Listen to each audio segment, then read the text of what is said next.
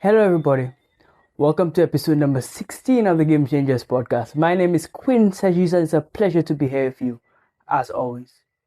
Episode number 16 features a young man with a passion for youth empowerment. In fact, so much so that if I were to go into all the things that he does for youth empowerment, we'll be stuck in the intro forever.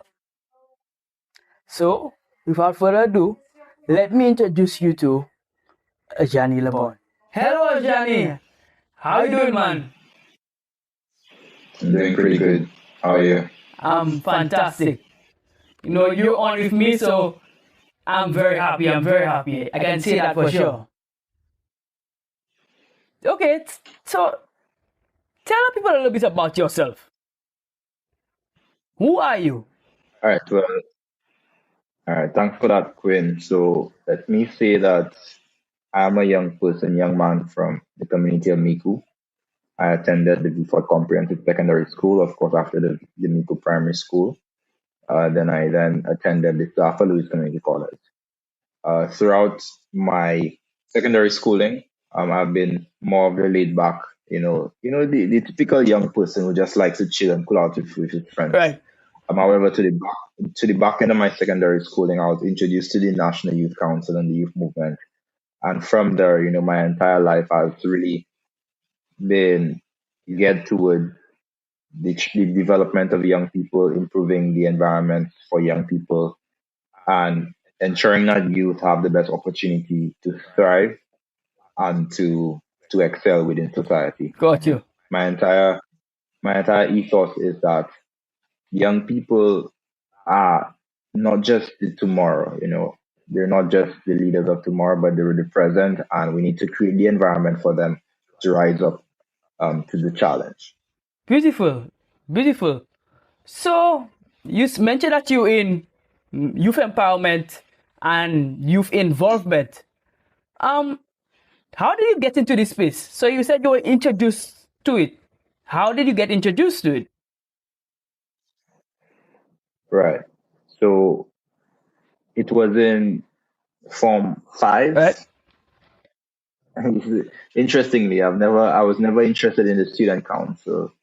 So, like I said, I was the typical secondary school male cooling out at lunchtime under the calabash tree with his partners, kicking off, joking around, Right. having a good time. And it happened that during the summer vacation, my mom was approached to register, someone into a National Youth Council camp. And, she brought it to me and she's like, hey, what do you think about this opportunity? And I never wanted to because I'm like, yo, this is summertime. I need to cool out with the partners. Kawe We need more. to, be, yeah, man, car away and just free up. So I never was interested in doing that. However, she actually registered me without me knowing. And then after she did it, she let me know, and I was like so pissed. But I still ended up going, and it was actually at that camp, getting the exposure in understanding leadership, youth leadership, the importance of being involved in one's community, the importance of volunteerism and giving back to society, the National Youth Council and the youth movement. I was really inspired to become a part of this.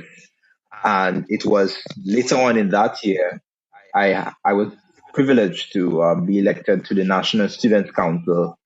I spent some time on the NYC on the NYC student branch, which is the National Students Mm-hmm. Council, and most of what I started doing was really to bring together students and get students to share ideas and to connect. And this is essentially how I got introduced into this work. And from there, it has just been, opportunities to increase and expand my reach and to connect with young people across several spaces. And I'm really, really humbled by all the opportunities, but also seeing how this journey has shaped me, and I see how similar opportunities can shape other young people. I like that. I love that a lot. So you said you were introduced to the National Youth Council in Form 5. How many years ago is that? So that would be in 2020. So I believe it would have been in Form 4 when I was introduced. So the camp was the summer vacation till you go into Form 5. So I was Right. in Form 4, moving to Form Hmm. 5. So that would have been in 2013. Okay, cool. Cool. So That's about, about 9 years. yeah, about that. Nice. Nice, nice. So tell me of the various organizations, the various youth organizations that you are currently a part of. Because I know, you have youth empowerment at heart. But tell me of the various organizations that you are currently a part of. And you can break each of them down if you have the time. Okay.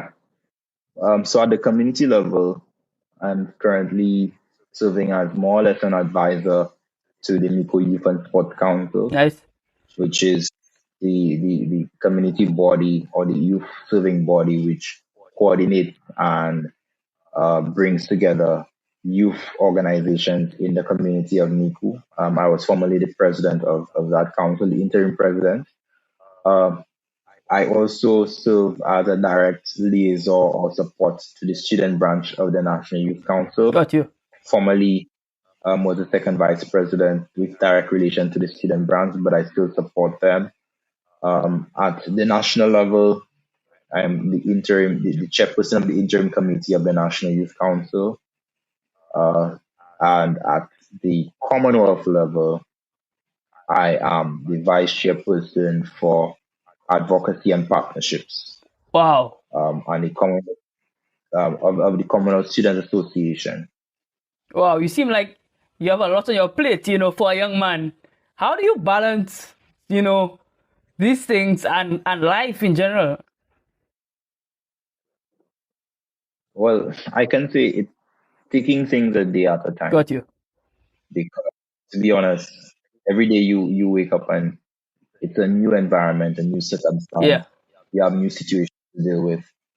And I must say, I would not have been able to manage had I not had a strong support system, such as family and friends, close relatives, but most importantly, the Heavenly Father, because Amen. I do consider myself a highly spiritual Nice. individual. I was within the Seventh Day Adventist Church, and everything has been, in fact, everything that I have experienced, the entire journey, I say is testament to God's work being fulfilled within me and trusting Him with the process so that, even though along the way you do feel some sort of doubt or you do feel discouraged, you always go back to that core belief that, everything is working towards the good of those who love Him and keep His commandments. Amen. So essentially, that's what keeps me going, and it encourages me to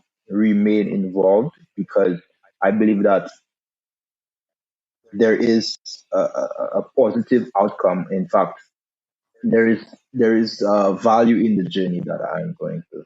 Nice. Nice. I like that a lot. Now you just mentioned that you are practicing Seventh-day Adventist. What role do you think the church plays in developing young minds, I guess, young minds like yours, to become the person you have become and the person that you are becoming? Right. Well, let me say that I don't consider myself a practicing Adventist. I consider myself a, a raised Adventist. In fact, I still believe in many of the doctrines Okay, of the got you. SDA I Church, understand. and and I do still see myself as a, a member Right.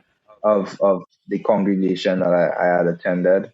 However, I think the church, in many ways, in the programming available for young people, children, prepares young people to develop a sense of identity Mm-hmm.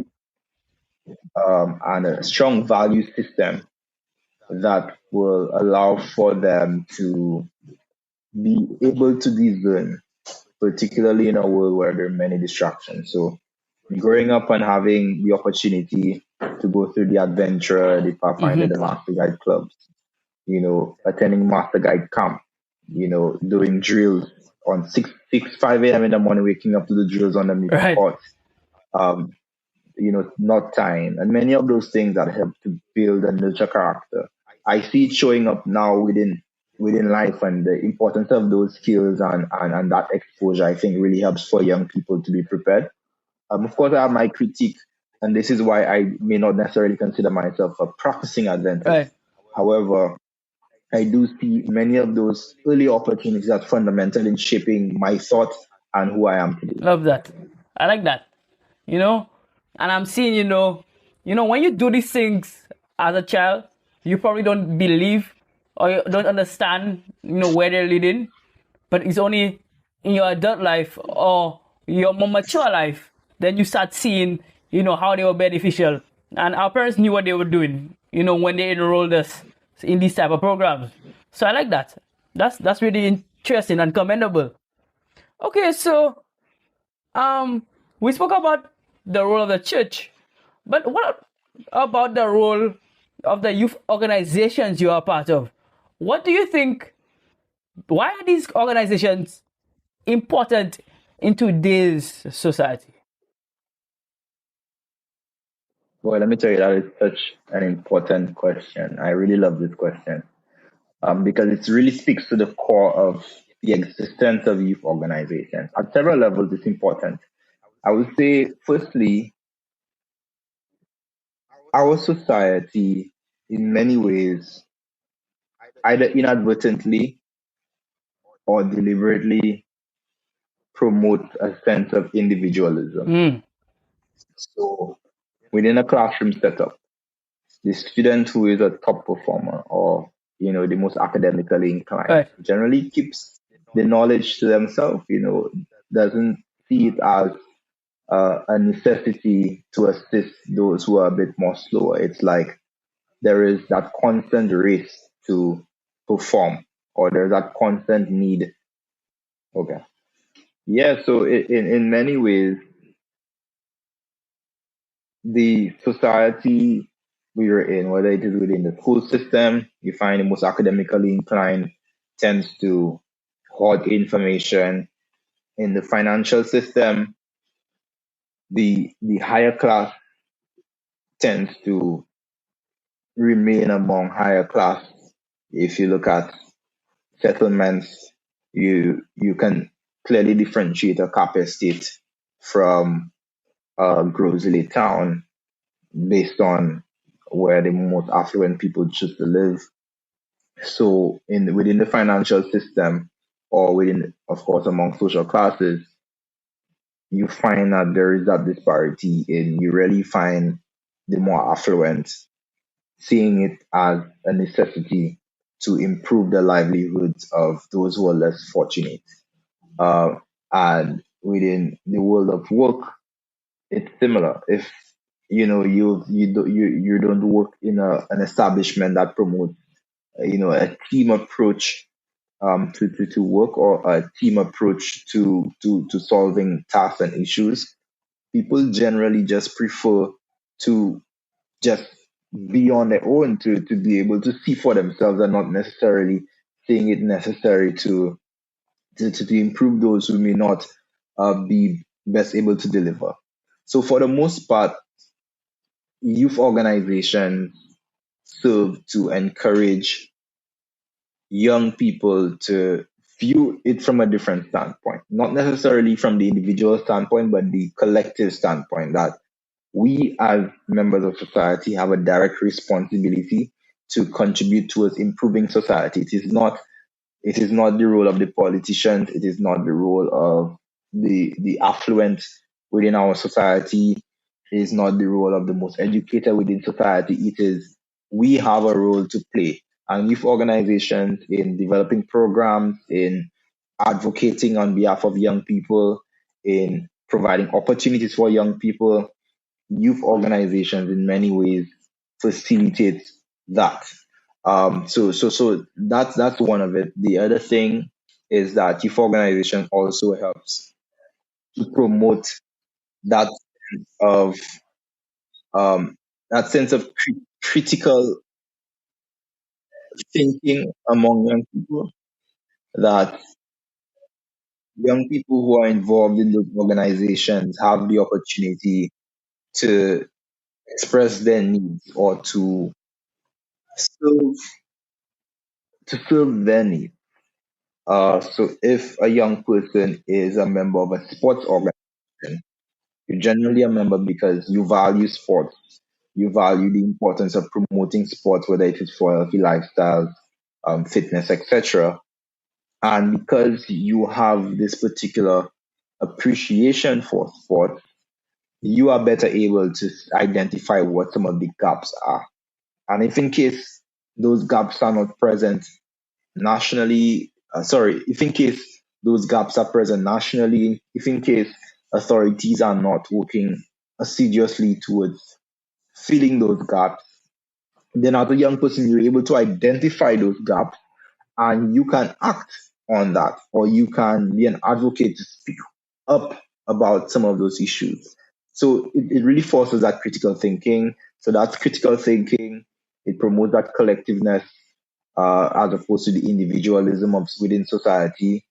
And then I would say, to a great extent, it promotes a sense of independence. There's a term called youth agency, which means young people understanding that they are empowered, they have the necessary skills to be able to improve their life circumstances.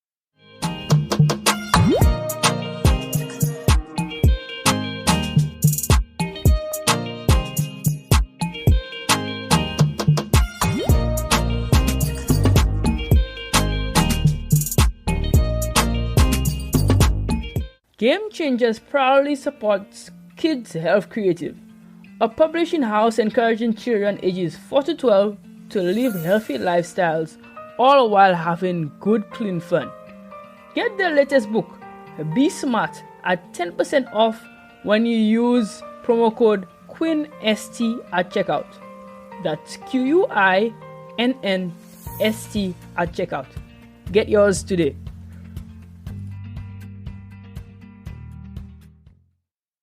Hello, everybody.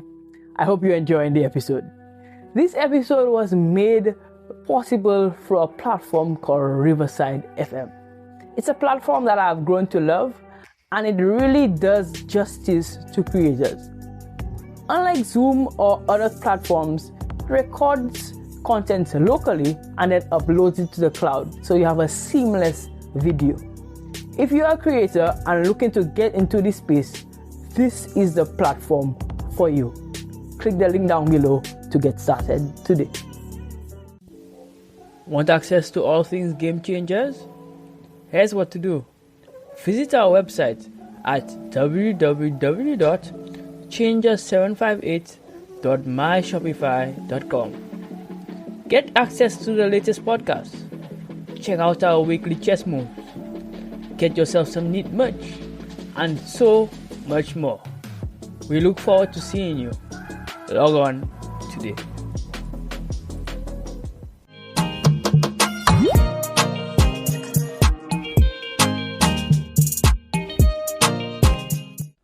That's beautiful. So we see that youth organizations build, or at least try to build, well-rounded individuals and good contributors to our society.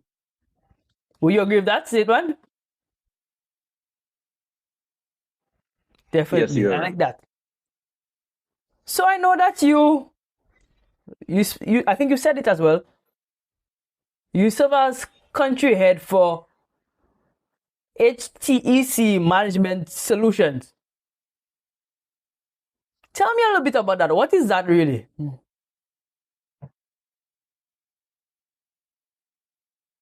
Right.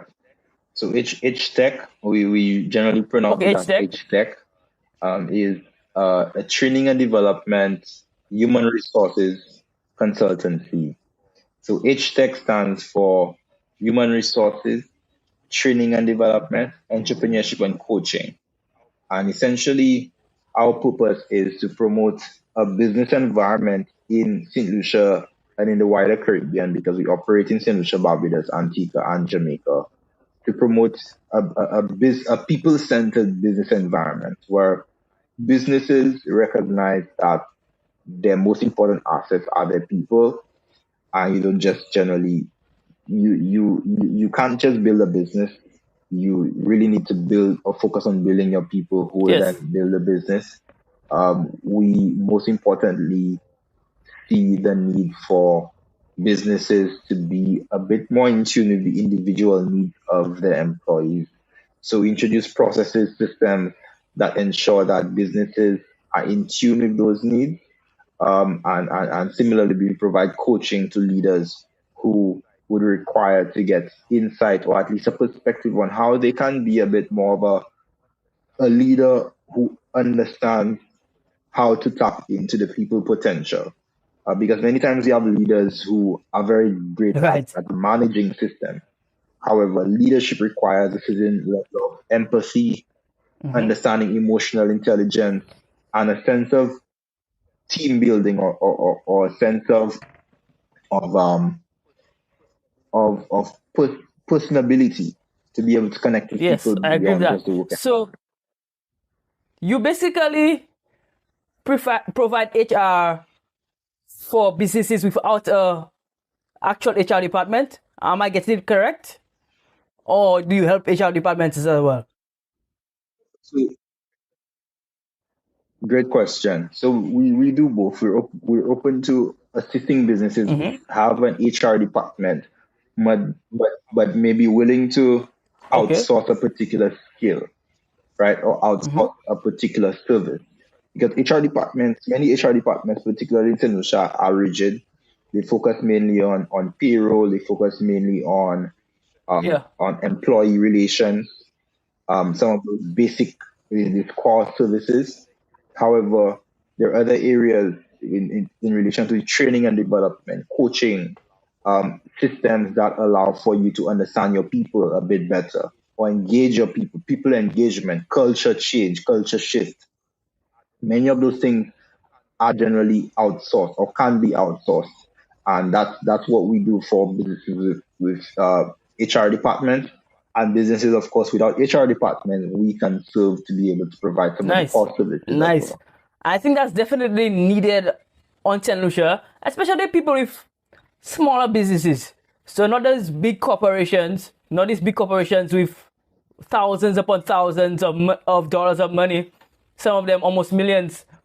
But the smaller businesses who can use that type of aid or assistance. So I definitely believe that's a important thing, and I like what you guys are doing. I love that. All right, so Thank you. we're moving on.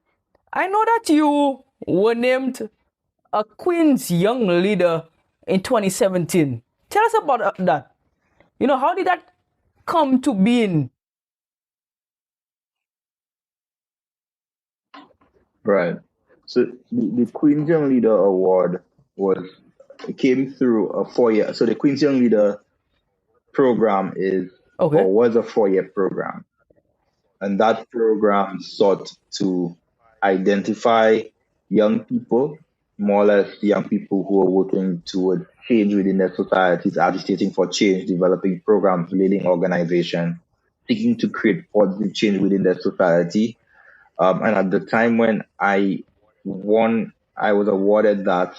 In fact, it was a very interesting story that I was on a bus headed to there was a visit sometime back of Right. Prince Harry into St. Lucia, and he was meeting some youth Okay. organizations at Pigeon Island. And I was a member at that time. I was a member of the student council because my work at that time was really advocating for student rights, ensuring that education remains accessible, affordable to young people, and that young people have equal opportunity to thrive within our environment, within the school system. So I was attending that function. It was on the bus when I got the call from the UK to say that, I won the award because it was an application process. And I mean, I attended the event with Prince Harry, knowing that in the next year, would have the opportunity to meet with the Queen Elizabeth, to which I was able to receive that award. But the entire program was really life changing. In fact, it really focused on coaching. We were attached to mentors and we went through a rigid training and development, a 1 year program where we spent 2 weeks in the UK in meeting with business professionals and meeting with various organizations to really understand the environment within the UK for business and youth development. And it culminated with receiving that award at Buckingham Palace, which, I mean, it in many ways did provide a platform for a lot of what I'm Nice. doing I right like that. So, okay, well, you said that it provided a platform, but what other ways did that information impact, who you are today? That program in particular.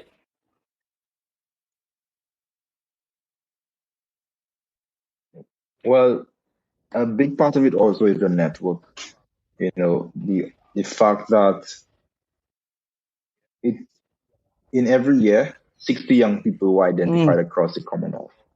And the Commonwealth is 53 member states.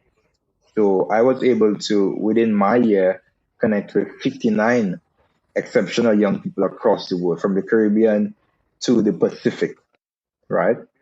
And, building that network, learning from other young people, seeing that the challenges that you go through within your own space, it's not just limited to you, but there are other young people all across the world who are dealing with Definitely. those same challenges. And learning that, being able to just touch base and connect with them, but also the exposure. And I say for a lot of young people in St. Lucia, we have exceptional young people. We have young people who have the potential, who have the skill set to make waves, to be able to generate significant change in other parts of the world within society and at different levels. However, the difference is not many of our young people are provided the Yes. exposure, have been given opportunities to travel, to attend forums and workshops and Agreed. receive those opportunities. So the exposure is a major, major thing that I think would have helped me and for other young people. If they are given more of those opportunities, I see that they can expand their reach I and be like able that. to reach their potential. Yes, for sure. You know, um, and not just in St. Lucia, but I think in the Caribbean in general, opportunity. Not that there are no opportunities. 'Cause I mean, you made use of the little that you had, but the opportunities are few and far between. And I think they appeal to certain segments or certain skill sets, so it's not as broad based as it could be. So I agree with that what you're saying, and I believe that with your influence, we can do a lot more and we can grow a lot more. So I agree with that, and I like where you come from. I like where you come from, and continue the good work. Continue the good work in that regard for sure. Now I know you. Um, Correct me if I'm wrong. Are you currently a podcaster, or were you a podcaster? I would That's still nice. consider myself a podcaster. In fact, I received an invitation. Someone actually still reached out to be on one of my episodes.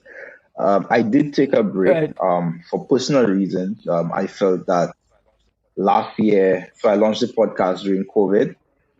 When within 2020, I launched it in 2021, and the entire year it was really, really a great experience. But then going into this year, a lot of things changed. I got new opportunities, and with that, I really thought about, let me I understand. settle, let me ensure that I have certain things in place.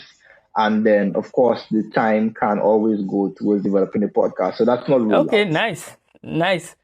And but you said that experience was a good one. So tell the people a little bit about what your podcast is about. What it's themed about. Great. So my podcast is called the Leading Optimist Podcast. It is a podcast that seeks to break down the concept of optimism into basic language in terms of understanding optimism from the lens of everyday life. You know, basic things that we can do on a daily basis within our life in terms of how we think, how we act, what we say to improve how we experience life.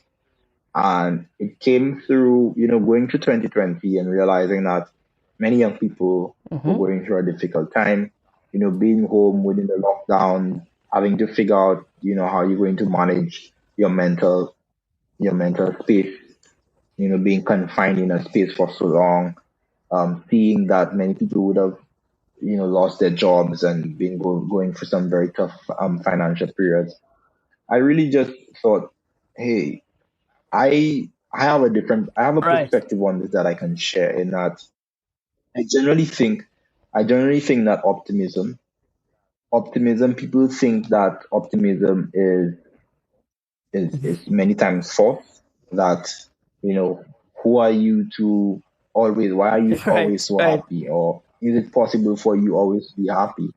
But optimism is not the absence of challenges or issues, or it's not that you're not going to wake up on days and feel depressed. No, optimism is understanding that whenever you do feel a certain way, there is a trigger, there is Yes. always a pivot Mm-hmm. that can bring you back to where you feel good or bring you back to a position that makes you feel healthy. So optimism in a sense is the the sense or the belief in a possibility, looking forward to something, looking forward to something being improved or a higher goal, something to aspire towards. It's not necessarily a state of mind. Yeah, it can. Yes, it is a state of mind, but it is a Yes. process in a sense. I do agree with that.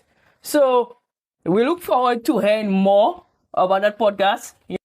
I look forward to being a guest on your podcast one of those days, for sure. We are both optimists.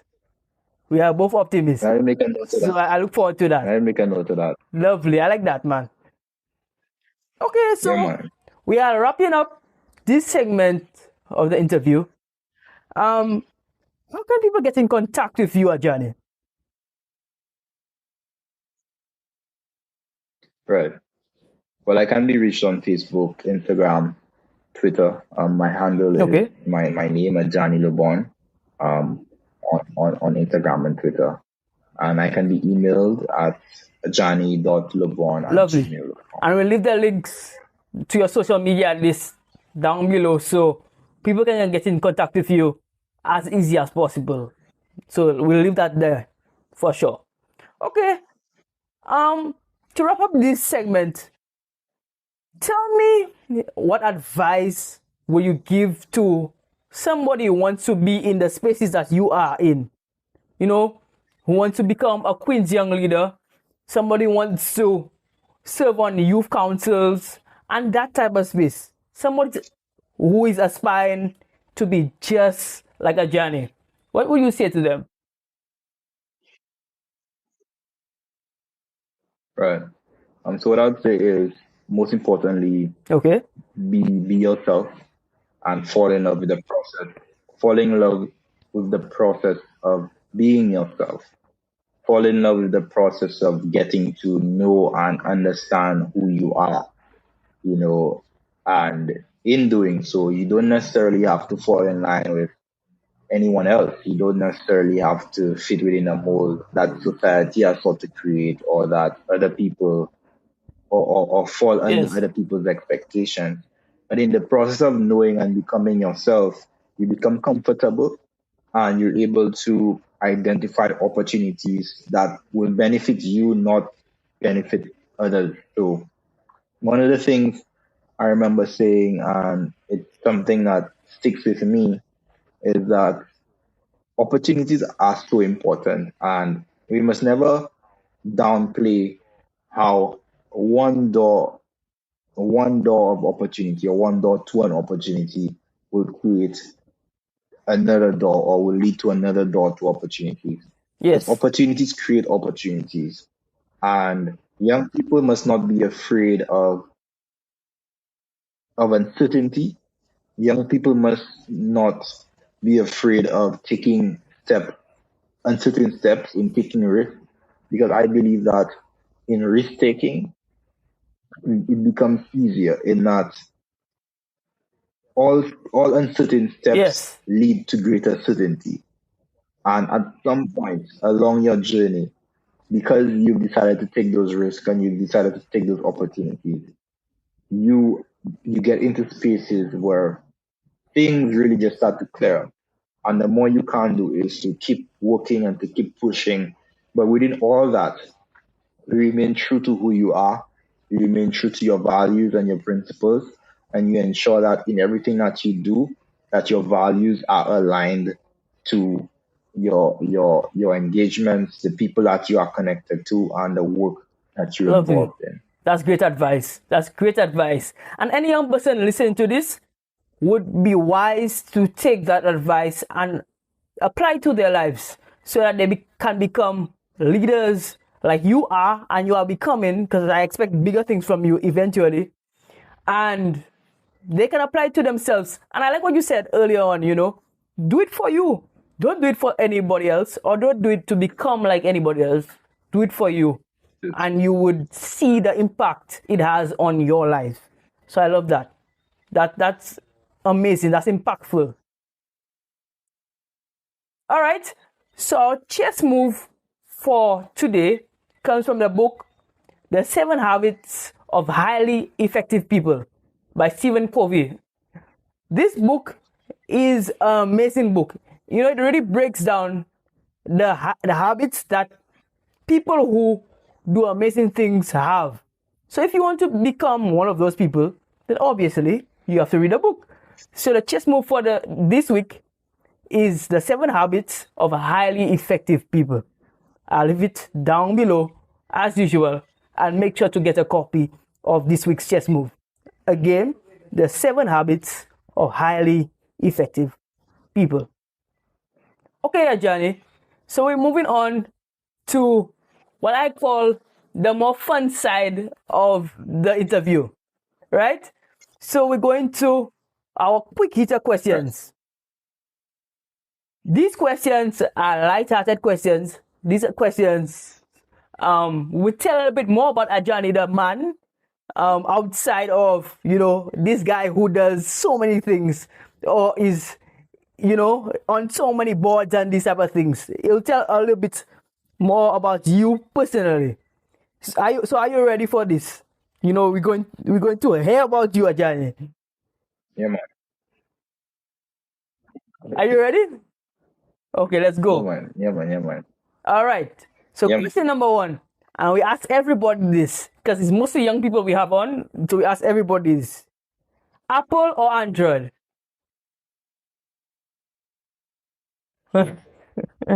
Android for now.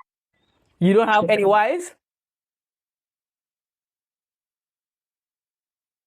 I don't have any. I mean, if you have one, then you can give it.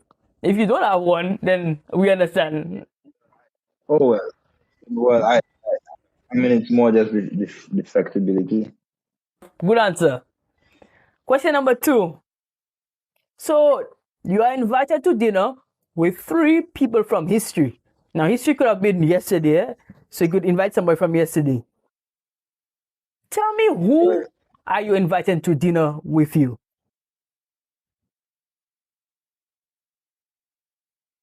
Who are you taking to dinner with you? Who am I going to invite? History. 3 people. All right. Okay. I go to Nelson Mandela, Uh-huh. Malcolm X, and to Alex Ferguson. Are you a Manchester United fan? 100%. If you have Fergie on your list, you are definitely a Man U fan. It's all right, so I get it. All right. Yeah. All right, so our final question: who would you like to see on Game Changers? Who would I like to see on Game Changer? I would like to see Optronics. So we actually had Optronics here. So yes, we spoke to the operations manager of Optronics, Anake Budu. We haven't had Keegan on it yet. Maybe we can have Keegan as well. but we definitely had optronics. So just in case, give an extra name. All right, let me give another one. Julian Alfred. That would be an amazing guess. Yes. I condone that 100%. Julian Alfred. So we look forward to having Julian Alfred. And we'll say that Ajani sent us, yeah? I'll just let her know that Ajani sent us, so, we should get through. All right, man. Ajani, and to thank you for coming on. This was an amazing interview. You are an amazing young man. I want to say, continue the good work.